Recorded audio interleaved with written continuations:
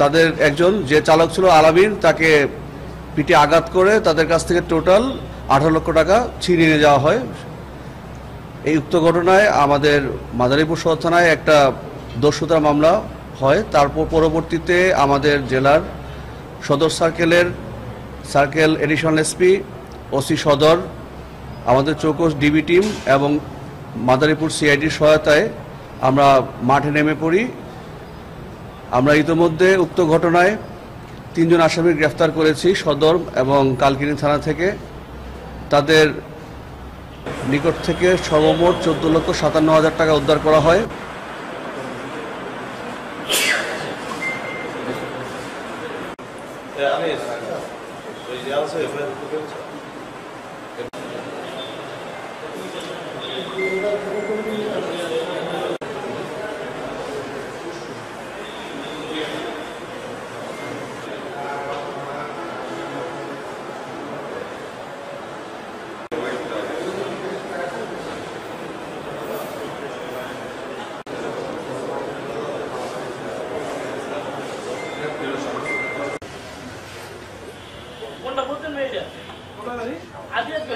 ও খালি সেইটা নাম কইতে না।